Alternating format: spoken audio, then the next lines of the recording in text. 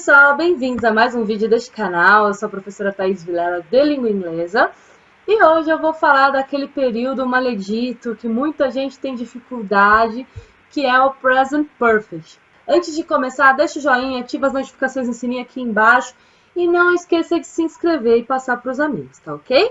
Agora vamos lá.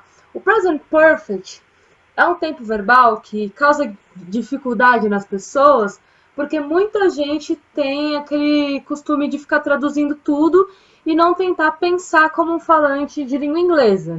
E esse tempo verbal não existe na língua portuguesa, e aí começa a bugar algumas pessoas porque a pessoa não consegue traduzir, ela não consegue entender o sentido. Então, o que você tem que entender do Present Perfect? Você pode traduzir de várias formas, porque não existe uma forma equivalente no português, mas esse Present Perfect, ele é uma ação passada que influencia diretamente no presente.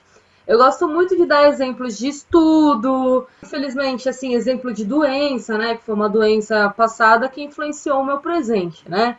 Foi uma descoberta de doença passada que às vezes influencia o meu estado, meu momento presente. Tem o exemplo do busão também, que você chegou atrasado porque você ficou esperando o busão e o busão atrasou, você ficou esperando por horas e o busão não apareceu, né? Que é uma coisa bem comum. Então, o que acontece? Ele pode ser usado em outras situações? Pode, mas é sempre mostrando a influência que ele tem no meu presente. Então, por exemplo, eu vi meu amigo acidentado lá, e aí eu perguntei o que aconteceu com Ananias, né? E aí a enfermeira respondeu que Ananias has tried parkour and suffered an accident. Então o Ananias tentou fazer parkour e aí por isso que ele está todo acidentado. Aliás, se tem um esporte que é do capiroto para as pessoas terem problemas aí, né? É o parkour. Você sabe o que é? É aquele esporte que as pessoas pulam de prédio, pulam de lugares altos, fazendo cambalhotas, piruetas. Então, esse esporte dá muito acidente, tem muita gente que já morreu praticando, né? Então, tem que ser uma pessoa muito radical para praticar.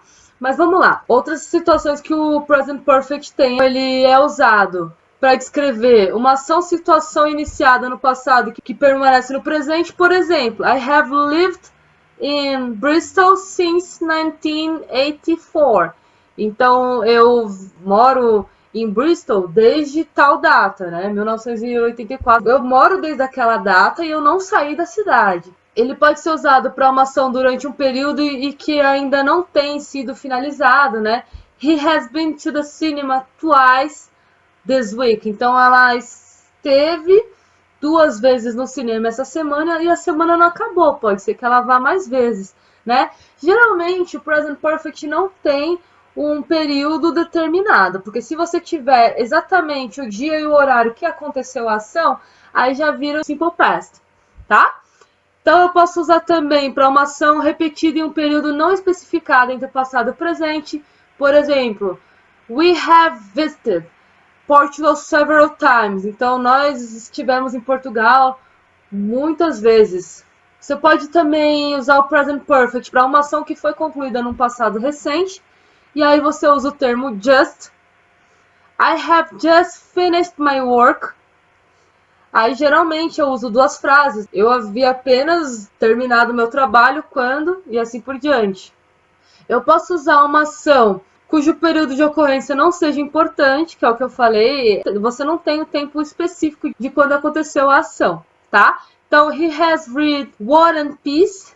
Então, você sabe que o resultado daquela leitura é importante. Então, a data que você ficou lendo não é importante. Eu posso usar para ações iniciadas no passado que ainda estão em andamento no presente.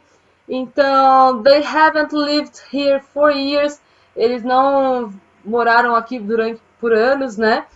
E agora eles estão morando, no caso. He has worked in the bank for 5 years. Ela esteve trabalhando no banco por 5 anos. Provavelmente ela deve estar trabalhando ainda. Quando eu faço uma referência a um período de tempo inconcluído, I have worked hard this week. Então, não está especificando se foi num dia só ou se foi... Qual é o período que eu trabalhei. Eu posso usar para ações repetidas em um período não especificado, né? Entre o passado e o presente. They have seen that film 6 times. Então, eles assistiram esse filme, né, 6 vezes.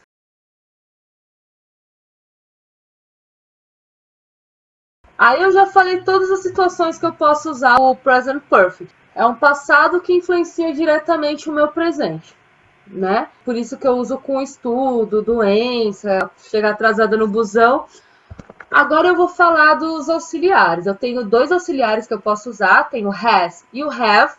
O has eu uso para he, she, it, e o have eu uso para I, you, we, they. Na forma afirmativa eu vou usar pessoa, depois eu vou usar o auxiliar, aí eu vou usar o verbo no past participio. Past participio, lembra daquela tabela de verbos irregulares?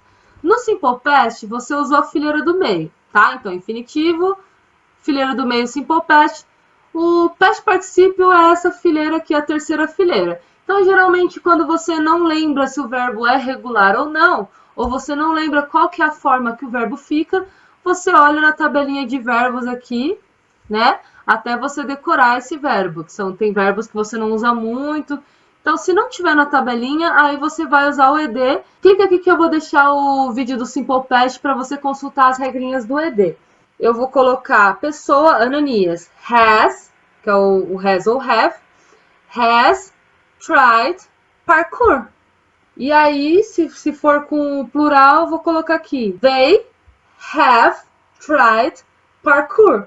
Então, o past participle vai continuar ali. Ele não vai mudar se, por exemplo, eu negar o have, tá?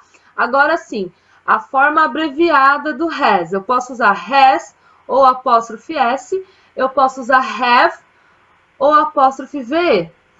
Na negativa, eu vou negar o have ou has, né? Eu vou colocar o not na frente.